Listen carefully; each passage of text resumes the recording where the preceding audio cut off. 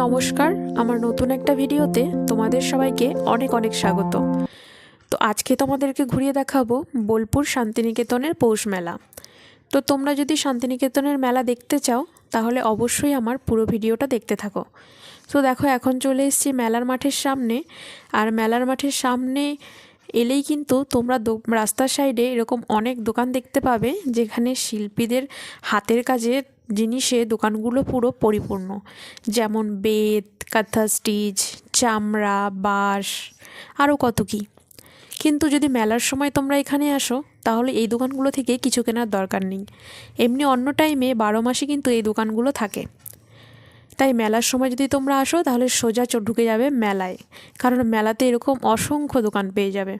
আর যদি অফ টাইমে আসো তাহলে এখান থেকে তোমরা জিনিস কিনতে পারো। তো দেখো, আমরা কিন্তু মেলার প্রথম গেটটা দিয়ে ঢুকিনি, আমরা একদম লাস্টের গেটটা দিয়ে ঢুকলাম, কারণ লাস্টের দিক থেকে দেখতে দেখতে প্রথম দিকে আসবো। আসলে মেলার মাঠটা অনেকটাই বড়, এখন তাও অনেক ছোট হয়ে গেছে জানো। আগে যখন ছোট ছিলাম তখন এই শান্তিনিকেতন মেলার মাঠটা এত বড় ছিল যে একদিনে মেলার সময় পুরো মাঠটা ঘুরে কিন্তু দেখা সম্ভব হতো না, পা ব্যথা হয়ে যেত। এখন কিন্তু মেলার মাঠটা অনেকটাই ছোট হয়ে গেছে, কারণ পাশে পাশে সব কলেজগুলো, বিশ্বভারতীর কলেজগুলো আরও বড় হয়েছে। আস্তে আস্তে মাঠগুলো সাইড থেকে সব ছোট হতে হতে এখন অনেকটাই ছোট হয়ে গেছে। আর মেলাতে যদি তোমরা আসো তাহলে এখানকার মূল আকর্ষণ হচ্ছে এই যে পিঠের স্টলগুলো। এই যে নানান ধরনের পিঠে, পাটিসাপটা, দুধ পুলি, ভাপা। কিন্তু তোমরা যদি এখানে আসো তাহলে অবশ্যই একবার হলো ভাপা পিঠাটা কিন্তু ট্রাই করো, খুব ভালো হয়। আর বোলপুর বলে কথা, বেতের জিনিস, বাঁশের জিনিস, এই যে একতারা, রবীন্দ্রনাথের একতারা, তো এগুলো তো থাকবেই। আর তার সাথে আরও যে কত কিছু, না এলে কিন্তু তোমরা ভীষণ মিস করবে। আচ্ছা, কে কে এখনও শান্তিনিকেতনের মেলা দেখোনি আমাকে একটু কমেন্ট করে যেও তো। আর এই যে মেলাতে এলে তোমরা মেন যেটা দেখতে পাবে, কাঁথা স্টিচের নানান রকমের জিনিস এবং বাটিকের জিনিস, তার সঙ্গে আরও অনেক কিছু পাবে। কিন্তু এখানকার মূল আকর্ষণ কিন্তু কাঁথা স্টিচ। তো এই যে একটা শাড়ি দেখলে এমন নয় যে শুধু কাঁথা স্টিচ আর বাটিকই, আর কিছু পাবে না। এখানে কিন্তু যে শুধুমাত্র বোলপুর শান্তিনিকেতনের দোকান বসে তা নয়, আরও বাইরের অনেক জায়গা থেকে দোকান আসে। সেই জন্য তোমরা সব জায়গার জিনিসই কিন্তু এখানে পাবে। আর মেন যে আকর্ষণ বোলপুর শান্তিনিকেতনের সেটা হচ্ছে জুয়েলারি। এই যে এটাই বোধ হয় মেয়েদের সব থেকে পছন্দের জায়গা, তাই না? যদিও এই ধরনের জুয়েলারি তোমরা মোটামুটি পৃথিবীর সব জায়গাতেই পেয়ে যাবে, কিন্তু বোলপুরের একটা স্পেশালিটি আছে বস। এখানে এলে তোমরা দেখে শেষ করতে পারবে না কোনটা ছেড়ে কোনটা নেব, ভাবতে ভাবতেই পাগল হয়ে যাবে। আর এদিকে দেখো, এই যে এই চুড়িগুলো তো জাস্ট ওয়াও। এগুলো এখন ভীষণ ভাইরাল। চুড়ির ওপরে সুতো বা কার পেঁচিয়ে করা, সেগুলো সোশ্যাল মিডিয়াতে ভীষণ ভাইরাল হচ্ছে। আসলে এগুলো খুবই সুন্দর লাগে দেখতে। আর এই যে দেখতে পাচ্ছ, এটাও কিন্তু সোশ্যাল মিডিয়ার ভীষণ ভাইরাল একটা গাছ। এই যে আমরা বলি ক্রিসমাস ট্রি, কিন্তু আসল নাম হচ্ছে সঞ্জীবনী। তো যাই হোক, আমি কিন্তু প্রত্যেক বছর মেলায় এলে এখান থেকে এই গাছগুলো একটা করে নিয়ে যাই। আর দেখো পাশেরটা কত সুন্দর না, ক্রিসমাস ট্রির মতো লাগছে দেখতে, এই জন্যই এগুলোকে ক্রিসমাস ট্রি বলি। কিন্তু এটার আসল নাম আসলে সঞ্জীবনী গাছ। তো যাই হোক, এগুলো এখন নেব একটা। আর আমরা কিন্তু এসেছিলাম ক্রিসমাস ডের দিনই, বড়দিনের দিন, 25শে ডিসেম্বর। তো বড়দিনের দিন যেহেতু এসছি, ক্রিসমাস ট্রি নেব, এটা তো মাস্ট। তো আমিও কথা না বাড়িয়ে ঝটপট নিয়ে নিলাম ক্রিসমাস ট্রি। আর জানো তো, আমি প্রত্যেক বছর নিয়ে যাই ঠিকই, কিন্তু কোনো বছরই এদের মতো এত সুন্দর হয় না। তার পেছনে একটা কারণ আছে, সেটা এইবার বুঝতে পারলাম। এই গাছগুলো যারাই কিনে নিয়ে যাচ্ছ, জলের মধ্যে কিন্তু গাছগুলোকে 2 দিন ভিজিয়ে রাখতে হবে, তবেই এত সুন্দর হবে। আর যদি জলের উপরে বসিয়ে রাখো তাহলে কিন্তু সুন্দর হবে না। সেই জন্য আমি এইটা আজকেই জানতে পারলাম, তাই আমি এইবার জলের মধ্যে ভিজিয়ে রেখেছি। যদি এদের মতো এত সুন্দরভাবে ফোটে তোমাদেরকে আমি পরবর্তীতে ভিডিও দেখাবো।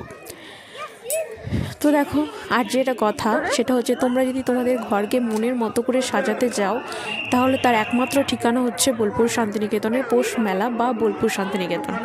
তার কারণ এখানে ঘর সাজানোর জন্য যত রকমের জিনিস লাগে রে ভাই, সমস্ত কিছু তোমরা এখানে পেয়ে যাবে। একটা ঘরকে পারফেক্ট সাজানোর জন্য একমাত্র জায়গা আমি বলবো শান্তিনিকেতন, কেনাকাটা করার জন্য।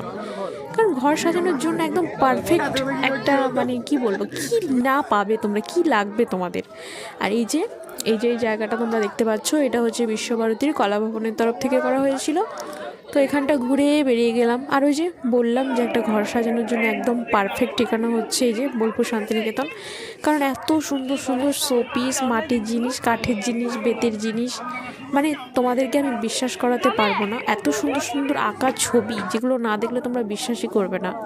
আর এই যে ফুলগুলো দেখো কি সুন্দর লাগছে, তাই না? এগুলো কিন্তু আমিও একটা নিয়ে নিয়েছিলাম। আর আজকে ভিডিও করতে ভীষণ চাপ হয়ে যাচ্ছে, কারণ অর্ককে ঘাড়ে নিয়ে ভিডিও করছি, তো তোমরা বুঝতে পারছো কতটা চাপের। আর দেখো আমি তোমাদেরকে অনেক কিছু দেখিয়ে দিলাম, তো আমার এখন একটু এনার্জির দরকার, সেই জন্য একটু ফুচকা খেয়ে নিলাম। কারণ মেয়েরা কিন্তু সব থেকে বেশি এনার্জি পায় ফুচকাতেই। আর আমরা এসেছিলাম 4টের দিকে, আর এখন দেখো ঘুরতে ঘুরতে কিন্তু সূর্য প্রায় ডুবে যাওয়ার মুখে, অন্ধকারটাও আস্তে আস্তে নামছে। আর এই যে নাগরদোলনাগুলো দেখতে পাচ্ছ, এগুলোই কিন্তু মেলার মধ্যে এটা হচ্ছে সব থেকে বড় নাগরদোলনা। আরও কত রকমের নাগরদোলনা যে বসে, কিন্তু দুঃখের বিষয় এগুলোতে আমি কোনো দিনও চাপিনি। এত বড় নাগরদোলায় মানুষ কী করে চাপে রে ভাই, এটাই আমি বুঝি না। আমি তো এগুলো চাপার আগে অজ্ঞান হয়ে যাবো ভয়। আমি তো শুধুমাত্র ছোটোবেলায় যে হাতে করে গোল রাউন্ড রাউন্ড ঘোরে গাড়ি ঘোড়া, সেগুলোতেই সেই অবধিই আমার দম, তার বেশি আর নাই। তো যাই হোক, এখানে দেখো অর্ক ওর বাবার কোলে রয়েছে। তো তোমরা আবার ভাবতে পারো যে আমি বললাম ঘাড়ে করে নিয়ে ঘুরছি, ভিডিও করছি কিভাবে। আসলে আমার হাতে রয়েছে 3টে ঝোলা, অর্কর বাবার কাঁধে রয়েছে অর্ক। তার মানে বুঝতে পারছো আজকে ভিডিও করাটা ঠিক কতটা চাপের। বিশ্বাস করো, ভেবেছিলাম ভীষণ ভালো করে মেলার ভিডিওটা তোমাদের সঙ্গে শেয়ার করব, ভীষণ ভালো করে করতে চেয়েছি, বাট বাচ্চা নিয়ে এর থেকে বেশি ভালো করা আমার পক্ষে আর সম্ভব নয়।